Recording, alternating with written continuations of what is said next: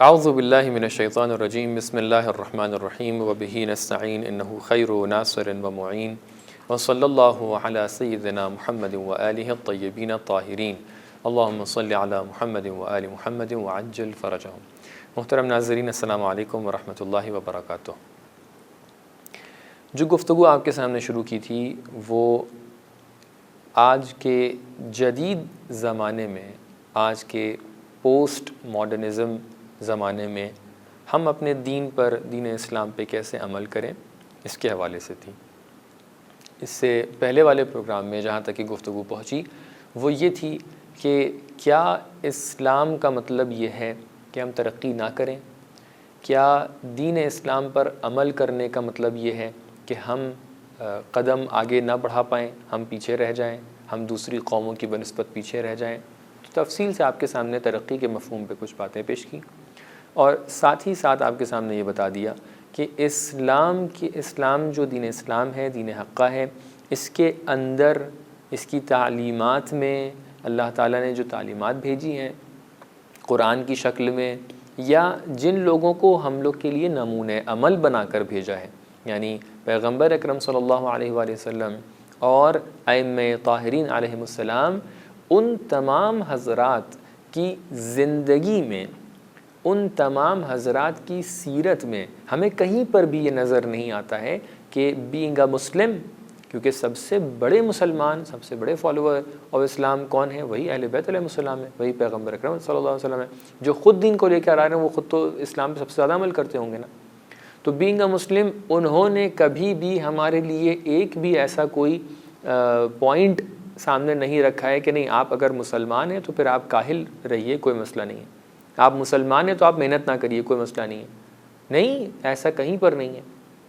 تو عزیزوں، جب ہمارے نمونے عمل، جب ہمارے رول ماڈلز، جب وہ آ کر ہم سے یہ کہہ رہے ہیں کہ آپ کو ہر مرحلے پر محنت کرنی ہے، جب قرآن آ کر یہ کہہ رہا ہے لیس للانسان الا ما سعی، انسان کو اتنا ہی سہم ملے گا، انسان کو اتنا ہی نتیجہ ملے گا، انسان کے لیے اتنا ہی رزق آئے گا جتنا وہ محنت کرے گا۔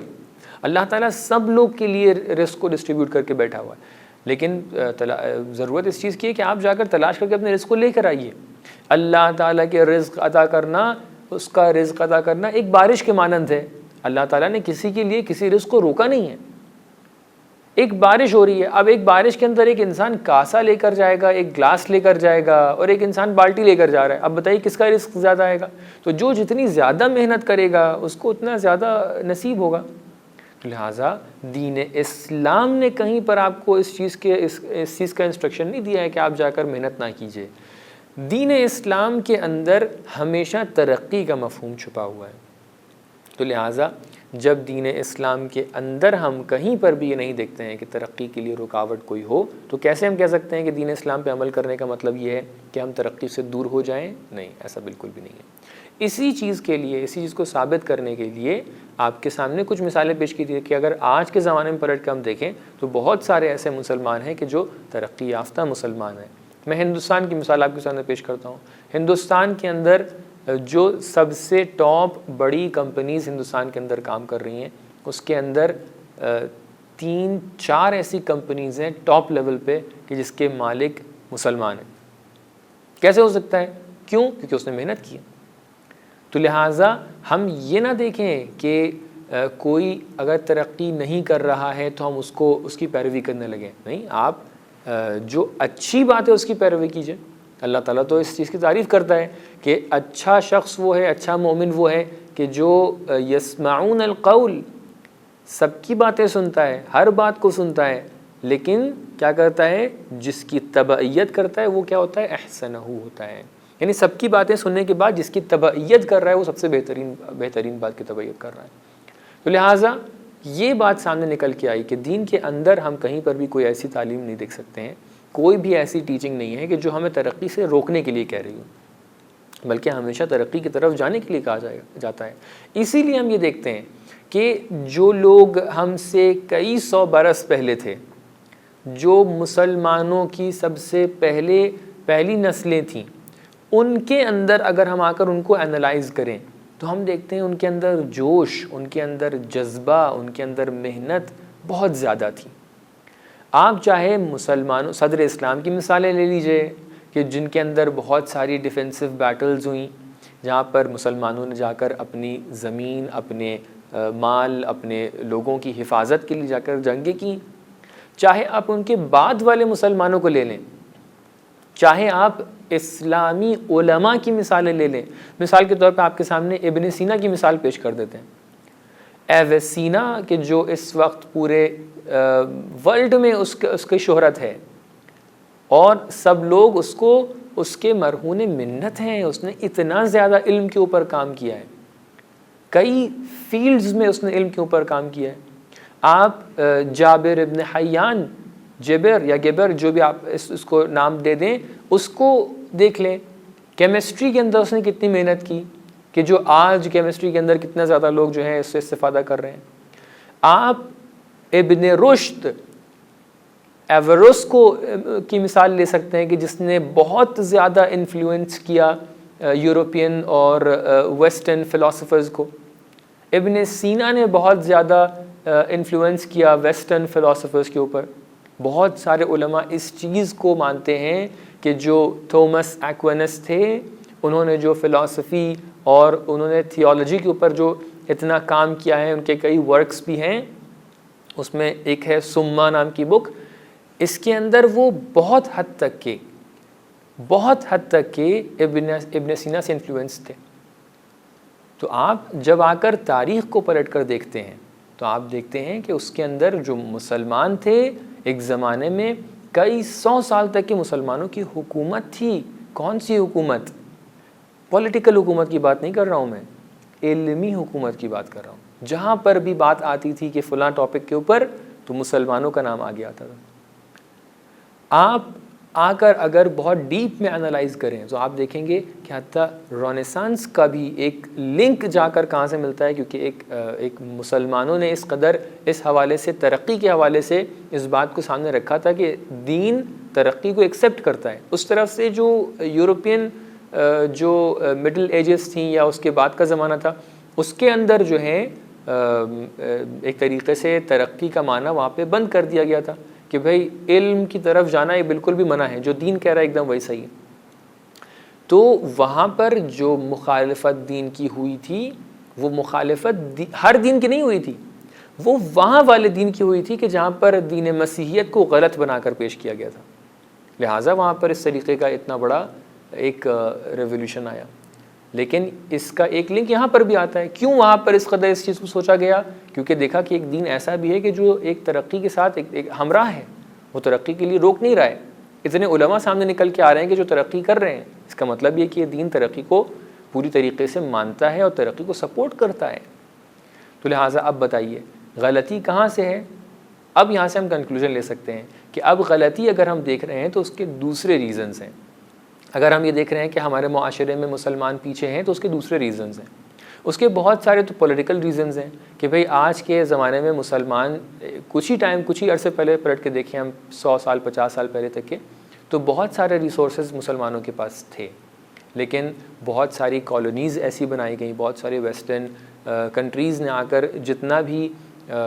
جتنے بھی آپ کہہ سکتے ہیں ٹریجرز تھے، جتنے بھی ہمارے پاس مال و دولت تھی بہت سی کنٹریز کے اندر، جیسے انڈیا ہے، جیسے اور دوسرے علاقے ہیں، بہت سارے عرب ممالک میں، بہت سارے افریقن ممالک کے اندر، جو وہاں پر ایک طریقے سے وہاں کی مال و دولت تھی، وہاں کی جو خزانے تھے، وہاں پہ جتنی ان کی پراپرٹیز تھیں، جتنے بھی ان کے پاس ایسی چیزیں تھیں جو ان کی ترقی کا باعث بن سکتی تھیں، یہ سب کا سب اٹھا کر وہ لوگ لے کے چلے گئے۔ تو جب وہ لے کے چلے گئے، میں یہاں پہ بالکل پولیٹیکل ڈسکشن نہیں کرنا چاہ رہا ہوں، لیکن کچھ ریزنز بتانا چاہ رہا ہوں کہ کیوں آ کر مسلمانوں کو ہم اس حال میں دیکھتے ہیں آج۔ تو ایک ریزن تو یہ ہے کہ پولیٹیکلی ان کو بہت زیادہ ظلم ان کے اوپر ہوا۔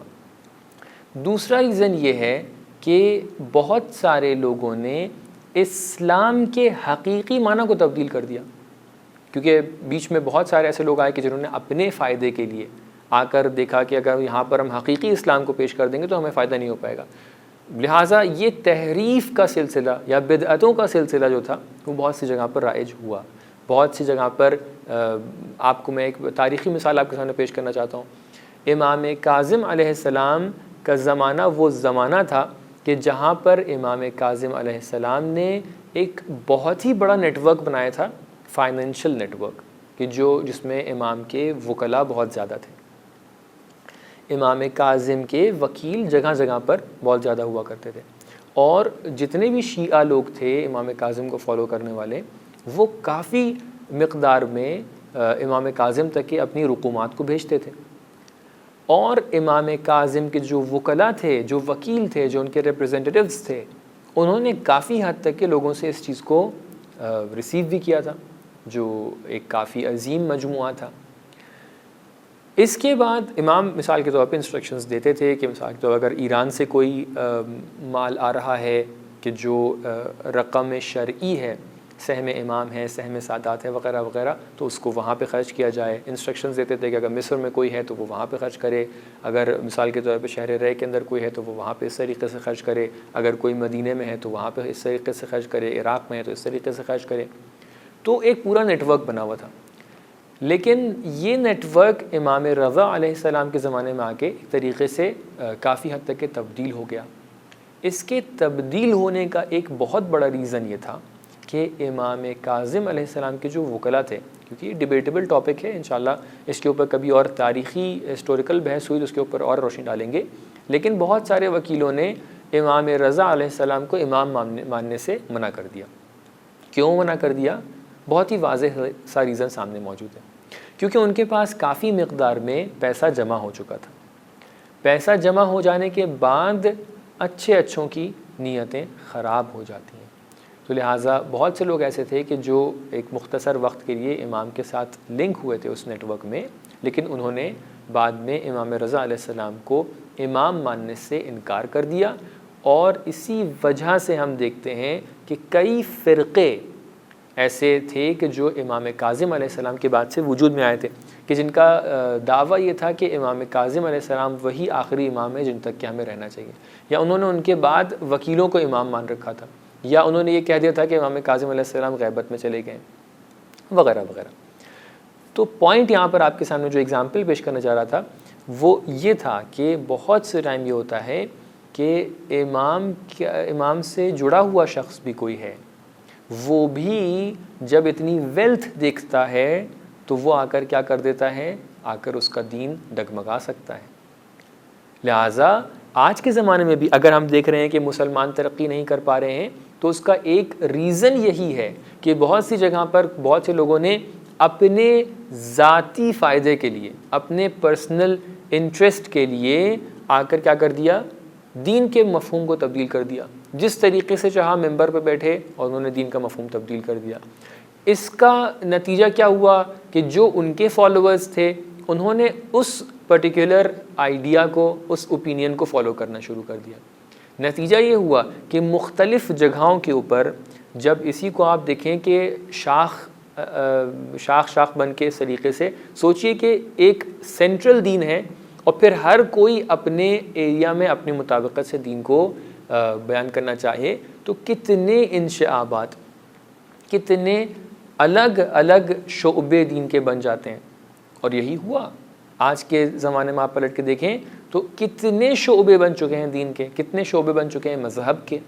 تو لہٰذا یہ دوسرا ریزن ہے کہ جو حقیقی دین تھا، جہاں پر آ کے آپ کو یہ کہنا چاہیے تھا کہ دین آپ کو رغبت دلا رہا ہے کہ آپ جو آ کے محنت کیجئے، وہاں پہ آ کے آپ اس چیز کو اس لیے نہ بولیں کہ کہیں ایسا نہ ہو کہ محنت کر کے سامنے والا ہم سے آگے نکل جائے۔ جہاں پر آپ کو آ کر یہ کہنا تھا کہ امام علی علیہ السلام اگر آپ کے رول ماڈل ہیں، آپ کے لیے آئیڈیل ہیں، آپ ان کو فالو کرنا چاہتے ہیں، تو آپ یہ دیکھیں کہ انہوں نے اپنی زندگی میں محنت کتنی کی تھی۔ امام علی علیہ السلام محراب پر بھی رہتے تھے، آپ جنگ بھی جاتے تھے، آپ گھر پہ بھی رہتے تھے، آپ محنت بھی کرتے تھے، اپنے دن بھر کو صحیح سے کیٹیگرائز کرتے تھے۔ تو کیوں ہم آ کر اپنے یوتھ کو یہ نہیں بتاتے ہیں تاکہ وہ دین سے اپنے آپ کو جوڑ سکے، وہ یہ نہ سوچے کہ ہم دین کی طرف اگر آئیں گے تو ہم بالکل بھی گمراہ ہو جائیں گے، ہم ترقی نہیں کر پائیں گے۔ تو لہٰذا کنکلوژن یہ نکلا کہ اگر ہم ترقی نہیں کر پا رہے ہیں تو اس کا ریزن خود دین نہیں ہے، بلکہ کچھ پولیٹیکل ریزنز ہیں، کچھ یہ ریزنس ہیں کہ ہم نے دین کو تبدیل کر دیا ہے، اب ہم اصلی دین کو فالو ہی نہیں کرنا چاہتے ہیں، ہم چاہتے ہیں ہم شخص کو فالو کریں۔ حدیث میں اس طریقے سے آیا ہے کہ اگر انسان دین کو کتاب میں سے اور رسول خدا کی سنت میں سے لے گا تو اس کا دین پابرجا رہے گا، وہ دین پہاڑ کے مانند ہے کہ جس کو کوئی ہلا نہیں سکتا ہے۔ لیکن اگر دین ہم لوگوں کی زبانوں سے لینا شروع کر دیں گے، کون لوگ کہ جو غیر معصوم ہیں، اگر ان کی زبانوں کو اور ان کو فالو کرنا شروع کر دیں گے تو پھر جیسے ہی یہ شخص تبدیل ہوگا، جس طریقے سے ایک شخص ہمیں دین کی طرف لے کر آ رہا ہے، اس طریقے سے دوسرا شخص ہمیں دین سے واپس لے کے چلا جائے گا۔ تو لہٰذا بہت ضروری ہے کہ ہم اپنے اعتقادات کو، اپنے عقیدے کو، اپنے اپروچ کو دین کی طرف، اپنے ورلڈ ویو کو، اپنے عقیدوں کو استدلال اور دلیل ایویڈنس کے ساتھ مضبوط بنا کر مانیں۔ ایسا نہ ہو کہ ہم ایک بات میں فوراً ہم ادھر چلے جائیں، ایک بات میں ادھر چلے جائیں، مذبذبین بین ذالک لا الہ الا ولا الہ الا، ایسا نہ ہو جائے کہ ادھر بھی نہیں ہے ہم ادھر بھی نہیں ہیں، ہم بیچ میں مذبذب ہیں۔ تو لہٰذا بہت ضروری ہے کہ ہم دین کو صحیح معنی میں سمجھیں کہ دین ترقی پسند دین ہے۔ اسی سلسلے سے اب ہم لوگ اس چیز کے اوپر غور کر سکتے ہیں، ہمارے معاشرے میں انٹلیکچوئلز اس چیز پہ غور کر سکتے ہیں کہ ہمیں کیا کرنا چاہیے آگے، تاکہ ہمارے معاشرے کے اندر بہتری آ سکے، ہمارا معاشرہ آگے کی طرف جا سکے، ہمارا معاشرہ بہتر ہو سکے، اور دوسرے ریزنز کے جن کی وجہ سے ہم ترقی نہیں کر پا رہے ہیں۔ انشاءاللہ آئندہ آنے والی گفتگو میں انشاءاللہ آپ کے سامنے کچھ عرائض پیش کریں گے اور اپنی بات کو سمیٹیں گے انشاءاللہ تعالی۔ والسلام علیکم ورحمۃ اللہ وبرکاتہ۔